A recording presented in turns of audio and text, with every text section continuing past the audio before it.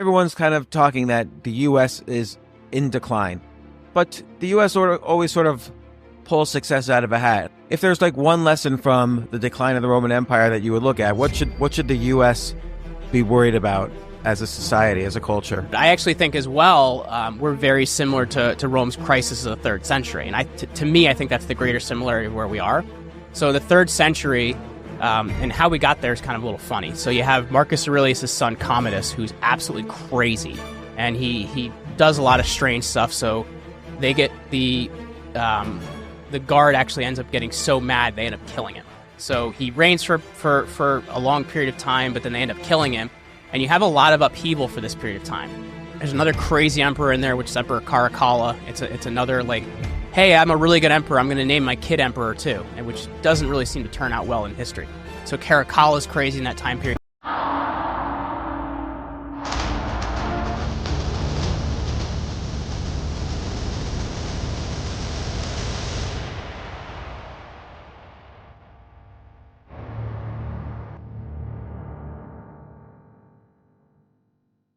That was the part of the conversation on the James Altucher show I most wanted to land carefully. And we covered so much ground in an hour that I never fully developed it. Because the answer I gave James was a thesis, not an argument. Saving America in the 3rd century pattern instead of the late Republic pattern is a conclusion. The argument is the mechanism, what it actually means for a civilization to be running the 3rd century pattern, why the Romans didn't see it happening to them, and why the comparison to Caesar and Augustus, the one almost every commentator reaches for, is the wrong one if you're trying to understand what's actually happening to a country like ours right now. The late Republic pattern is about one strong man taking over a broken system. The 3rd century pattern is about no one taking over at all. It's about the system continuing to function nominally while quietly devouring its own foundations through a self-reinforcing institutional trap. 4 mechanisms compound, and once they start compounding, they don't reverse direction on their own. This is the pattern that I want to finish here. How a civilization devours itself when it stops expanding. How a status that takes a lifetime to earn becomes worthless once it's given away.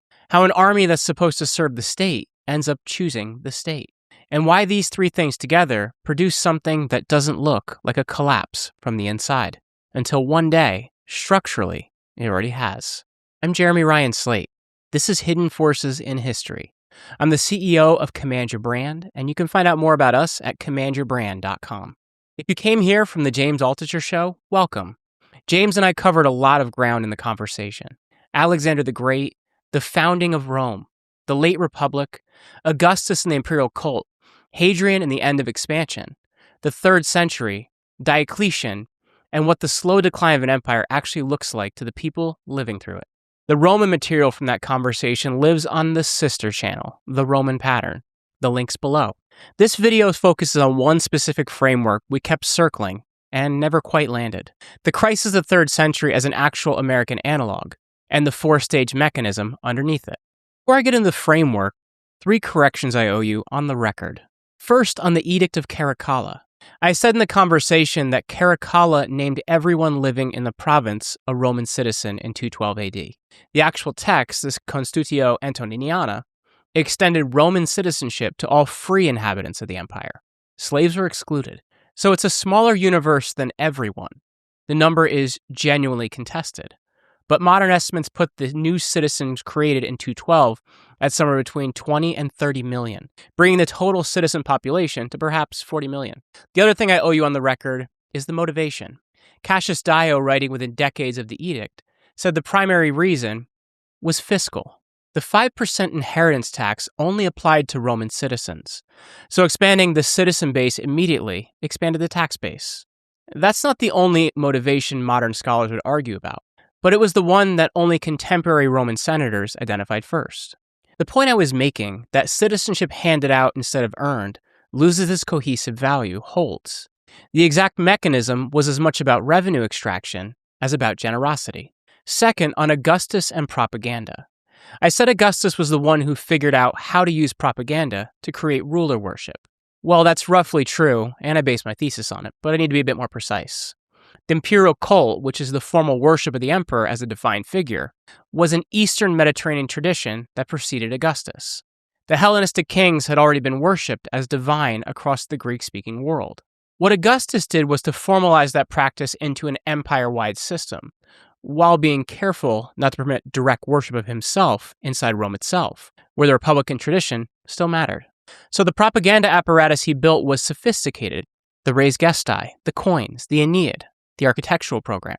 But the ruler worship piece had Eastern roots he absorbed rather than invented from scratch. Which, by the way, my book on this is on Amazon. It's 11 years old, so excuse the bad cover design. Third, on Roman military pay. I said emperors gave the military 30 to 60% raises year after year. That's a bit compressed. Those were dramatic individual raises by specific emperors, not annual increases. Septimius Severus raised legionary pay roughly 50% around 197, from 300 denarii a year to 500. Caracalla added another 50% on top of that to 750. So in less than a generation, legionary pay had roughly doubled in nominal terms. The currency debased at roughly the same rate. The point I was making is that the military payroll became an uncontrollable institutional cost that drove the debasement, and that holds. But the cadence was less of an annual ratchet and more of a step function panic at specific regions. The compounding effect was the same. With those corrected, here's the framework. Most people who reach for a Roman analog for the modern American reach for the late Republic. The image is familiar. A polarized political class, populist tribunes versus oligarchic senators. A strongman appearing to consolidate the chaos. Caesar crossed the Rubicon. Augustus quietly becoming an emperor while pretending to restore a republic. It's the wrong analog. The late Republic pattern is about who wins the consolidation. The 3rd century pattern is about no one winning, about a system that already consolidated centuries ago, that's now running on autopilot through institutional structures nobody fully controls, while its underlying foundations quietly fail in 4 specific ways at once. Stage 1 is when the expansion dividend ends. Rome's revenue model required continuous conquest. When the conquest stops, the model breaks. But the spending, it doesn't. Stage 2 is when citizenship gets diluted. A status that took 25 years of military service for an auxiliary to earn becomes free. Everyone is a citizen, which means citizenship doesn't mean anything anymore. Stage 3 is when the military becomes the Kingmaker. The emperor's survival depends on paying the legions. The legions know it. Their pay increases become non-negotiable. The currency gets debased to fund them. Each pay increase produces more debasement, which produces a demand for more pay, which produces more debasement. Stage 4 is when the system fragments. Not collapses, fragments. The empire keeps existing institutionally while breakaway regions, weak emperors, and structural overextension produce a kind of low-grade chaos that becomes the new normal, a phrase we've heard much in the past few years. Rome ran these 4 stages between roughly 122 and 284. That's the period historians call the crisis of the 3rd century. But if we want to be more exact, we could say 235 to 284, even though it actually starts earlier than the 3rd century. And the pattern's roots are visible at least 100 years before the crisis begins. So let's walk through each stage. Rome was a conquest economy. For 700 years, the system worked because every successful war brought in tribute, slaves, mineral wealth, taxable land, and a new round of grain and gold flowing back to the imperial capital. The Republican expansion across Italy, the Punic Wars in Carthage, the Macedonian Wars, the conquest of Gaul, the Eastern campaigns, the addition of Egypt under Augustus. Every one of those produced revenue that fed the next round of expansion and made the underlying institutions look healthier than they were. The army wasn't a cost center under that model. The army was a profit center. Legions paid for themselves out of the wealth they brought back. Then in 122, an emperor named Hadrian made a structural decision that historians have been arguing about ever since. He stopped expanding.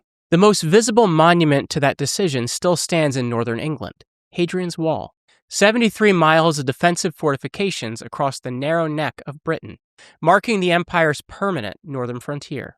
Around the same time, he abandoned territory Trajan had recently conquered in Mesopotamia. He renationalized the eastern borders. He drew lines and said, "This is what we will defend. We're no longer trying to grow. The decision made sense in its own terms. Trajan's last campaigns had stretched Roman logistics to the breaking point. The conquered territories were expensive to garrison and produced less revenue than they cost. The army was overextended. A consolidation made strategic sense, but it broke the underlying revenue model. The system that had funded Roman institutions for centuries depended on continuous expansion. When the expansion stopped, the revenue stopped scaling. The expenses didn't. It took about a century for the consequences to become unmanageable. During that time, emperors tried different patches, new taxes, periodic recoinages, tighter administration. Some of it worked at the margins, but none of it solved the structural problem.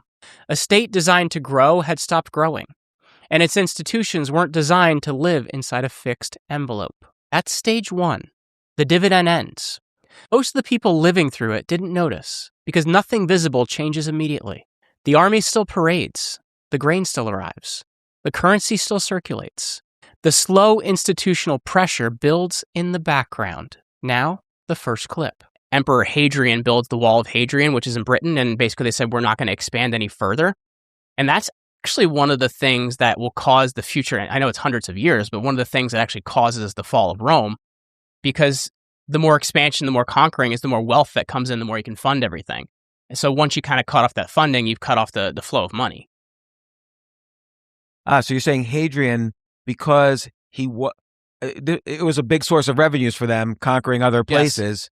And so because Hadrian basically, why did Hadrian shut the door on that? Because it just became too hard. The barbarian tribes would just again and again and again. And if you look at kind of future emperors, Marcus Aurelius, most of his writing was actually written while he was serving in the military, trying to stop the barbarian tribes. And that becomes one of the major things that causes the fall of the Western empires. It's just barbarian invasion, barbarian invasion, barbarian invasion. So it becomes hard, and Hadrian basically says, we're going to build a wall, and we're going to hold this position. This is where we're going to stop things. Now, right or wrong, it still lasted another, 130. It fell in, 476. So, it's still a long time, right? Yeah. So, altogether, and we were talking earlier, the Roman Republic / Empire, Rome as a country or whatever, a civilization, they lasted about 1,000 years. Stage 1 complete, the dividend is gone. The institution now living off whatever it can extract from a fixed base. For most of Roman history, citizenship was a real thing. It was a status that conferred specific legal rights, protection from arbitrary execution, the right to appeal, certain commercial protections, an exemption from some taxes. And it was hard to get it if you weren't born into it. The most common path was through military service. An auxiliary soldier, which is a non-citizen who joined the Roman army, served 25 years on average before being granted citizenship at the end of his term. The grant covered him, his existing children, and any descendants. It took a working lifetime to earn the status, and you knew exactly what you were getting. Citizenship made you part of the Roman project in a way that nothing else did. On July 11th, 212, the Emperor Caracalla issued a single edict that ended all of it. The Constitutio Antoniana extended Roman citizenship to every free inhabitant of the empire in a single legal stroke. 20 to 30 million new citizens, depending on the estimate used. The population of the empire didn't change, but the status of most of that population did. The contemporary historian Cassius Dio, writing within decades of the edict, identified the motivation as fiscal. The 5% inheritance tax applied only to Roman citizens. By making everyone a citizen, Caracalla expanded the tax base immediately. The new revenue helped to fund the military pay raise he had just authorized. There were probably other motivations. The legal harmonization of a deeply mixed empire, imperial legitimacy, the slow erosion of the legal distinction between citizen and provincial that had already been happening for 2 centuries. But the structural effect was a status crisis. Something that had taken 25 years to earn was now free. The auxiliaries currently in service, who had joined expecting to receive citizenship after their term, got it immediately. The veterans who had earned it at the hard way had earned something that was no longer scarce. The civilian provincials who had never thought of themselves as Roman were suddenly part of the citizen body without ever having committed to it. Within a generation, the recruitment problem started showing up. Why would anyone serve 25 years for citizenship when it was now free? The army increasingly recruited barbarian auxiliaries on different terms. Federates serving under treaty rather than as Roman citizens. The cohesion that the citizenship through service model had provided started dissolving. That's stage 2. The status gets diluted. The bond between citizen and state weakens. The institutional question of why am I loyal to this thing becomes harder to answer. Now the second clip. Edict of Caracalla, and he names everyone living in the province as a citizen. So now like citizenship doesn't have any real value anymore. So then Diocletian looks at that too, and he actually does some military reforms to try and handle that, because a lot of these guys had the benefits of citizenship, but you used to have to serve in what's called the Roman auxiliary if you weren't Roman to get Roman citizenship. And after you served for like 20 years, you could be a Roman. What was the benefits of citizenship? Like, why was this a problem? Because number one, you got more ability to have grain and things like that. You could actually vote. You could actually control an area. You could get political power. But if you didn't have Roman citizenship, you couldn't do any of those things. And to actually have, like what would end up happening is these guys would be in the Roman auxiliary. Auxiliary was like military, but just not for people that weren't Roman. They would serve for 10, 20, 30 years, whatever it is. Over time that went up, and by the time the auxiliary is gone, you had to serve for 30 years. At the end of it, they would be named a Roman citizen, and now they could go serve in government. And the thing that was nice about that is you could take that citizenship, you could be like, my son is a citizen now, his whole family is a citizen now. So there was a lot of value in that, and you had to earn it. But after 212 and the Edict of Caracalla, so now Rome's supporting all these different people and all these different tribes and things like that didn't have to actually earn that citizenship. So it loses a lot of value. So Diocletian does all these reforms, and it actually stabilizes the empire in 284. And that's actually the thing that makes it last till 476. Stage 2 complete, citizenship is diluted. The institution can't draw on the same loyalty that it used to. Once the army stops paying for itself through conquest, and citizenship stops providing the cohesion that gets people to serve voluntarily on the cheap, the cost of maintaining allegiance becomes the central fiscal question of the empire. The emperors who survived in the late 2nd and 3rd centuries were the ones who paid the army. The ones who didn't were assassinated. The army figured this out somewhere around the reign of Septimius Severus in the 190s, and it never forgot. Septimius came to power in 193, the year of 5 emperors, when the Praetorian Guard literally auctioned the throne to the highest bidder after killing Pertinax. Septimius won by paying the army. He then raised legionary pay by roughly 50%, from 300 denarii a year to 500. And it's reported by Cassius Dio to have told his sons on his deathbed in 211, be generous to the soldiers, care for nothing else. His son Caracalla raised pay another 50% the next year, to 750. Each of those raises required the revenue the empire didn't have. The standard mechanism was to debase the silver content of the denarius. The denarius had been about 95% pure silver in Augustus's time. By the reign of Septimius Severus, it was about 50%. By the reign of Gallienus 50 years later, it was about 5%. A billion coin, mostly bronze, with a thin silver wash. The wash wore off in circulation. Soldiers, traders, and tax collectors would see what was happening to the currency. They demanded compensation. Pay raises followed debasement. Debasement followed more pay raises. The cycle compounded. By the 260s, the empire was minting coins worth essentially nothing as silver. Tax revenues kept being collected in these coins, then reminted with even less silver, then paid out again. The whole monetary system became a slow-motion default that nobody was officially declaring. The army figured out what its leverage was. Between 235 and 284, what historians called the crisis of the 3rd century proper, Rome had roughly 50 different men claim the title of emperor. Most of them were declared emperor by their legions. Only 26 officially made it there. They marched on Rome. They killed the previous emperor, and then were killed by their own troops a few months or years later, when the next claimant promised more. Aurelian, one of the more competent emperors for the period, was assassinated by his own guard in 275 for the practical reason that he was trying to reform the currency and stop the cycle. The men who depended on the cycle killed the man who was trying to fix it. That's stage 3. The army owns the state. The currency funds the army by becoming worthless. The cycle reinforces itself. Now the 3rd clip. That was happening. They were trying to fund a military, and emperors, when they realized that they got their power from the military, well, they kept giving the military these giant raises every year, 30%, 60%, because if they kept the troops happy, they were happy.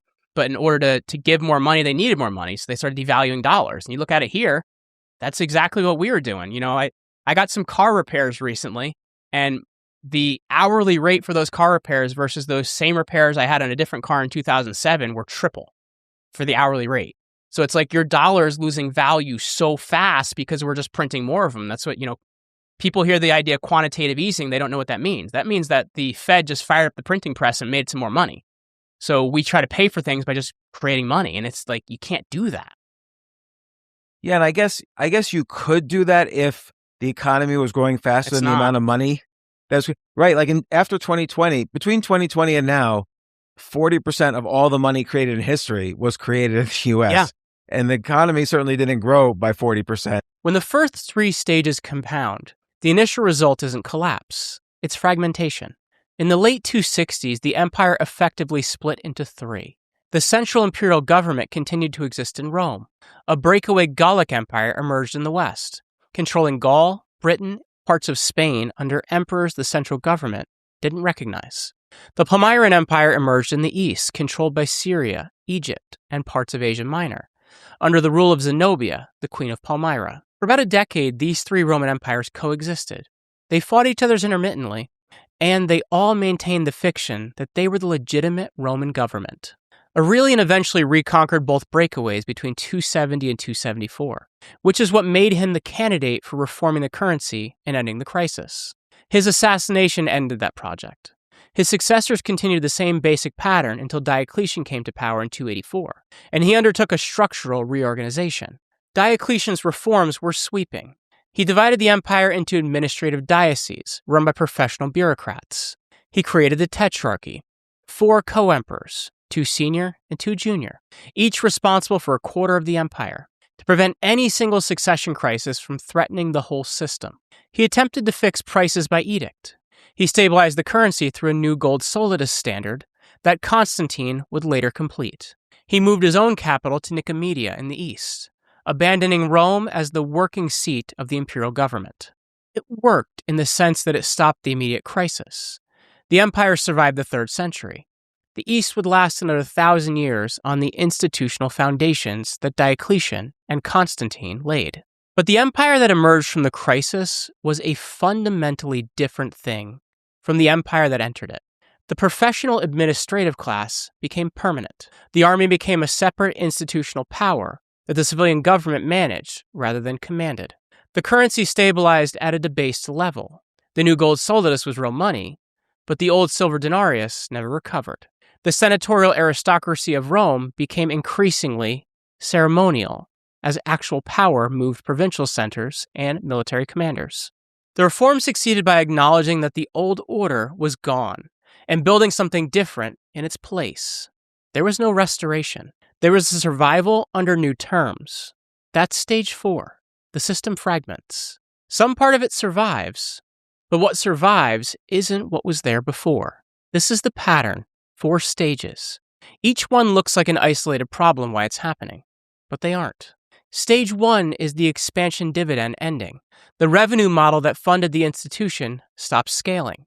The institution doesn't shrink to fit. Stage 2 is the citizenship diluting.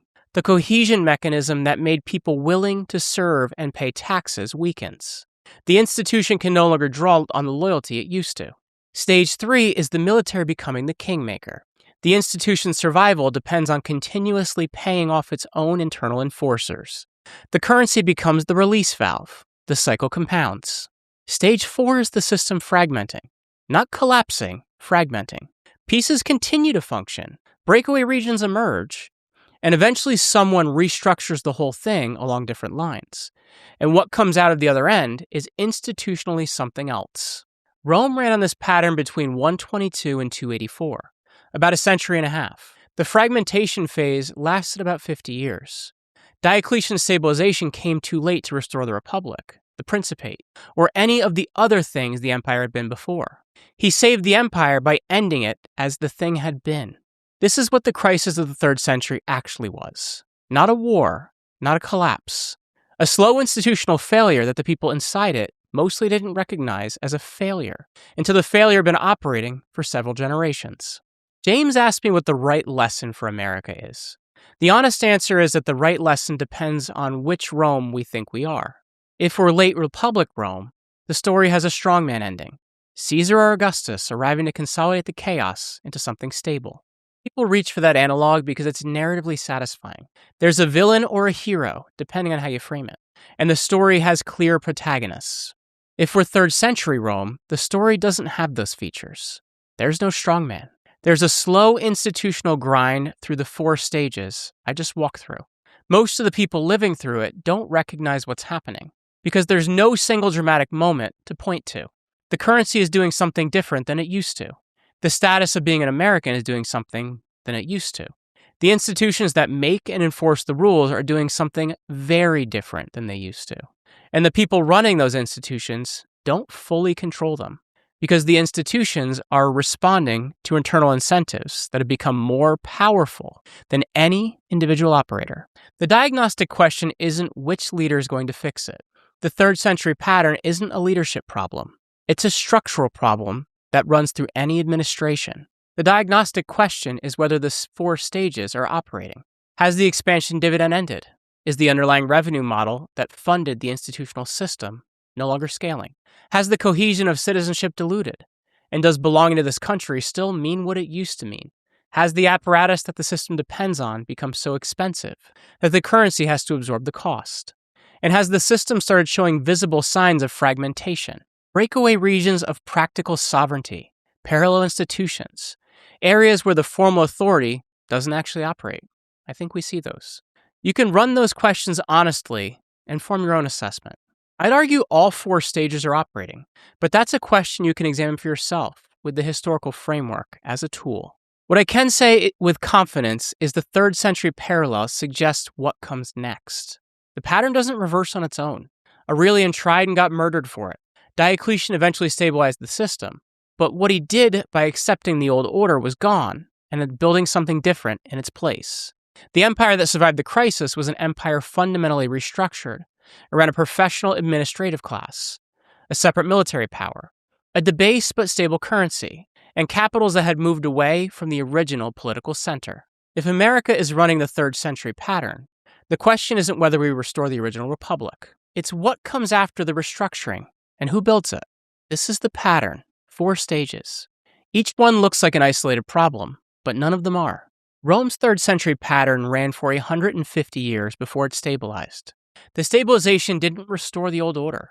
It built a new one. The new one lasted another 1,000 years in the East on the foundations laid by an emperor who acknowledged that the empire he actually inherited was already gone, and he built something different in its place. The reason this is the right analog for America, and the late Republic one is wrong, is that the late Republic has a hero or a villain. The 3rd century has a process. And the process doesn't ask permission, doesn't announce itself, and it doesn't wait for anyone to recognize it before it continues. Same playbook, different century. Same result. Unless someone does the structural work of building what comes next, instead of trying to restore what's already left. I'm Jeremy Ryan Slate. This has been Hidden Forces in History. I'll see you Wednesday.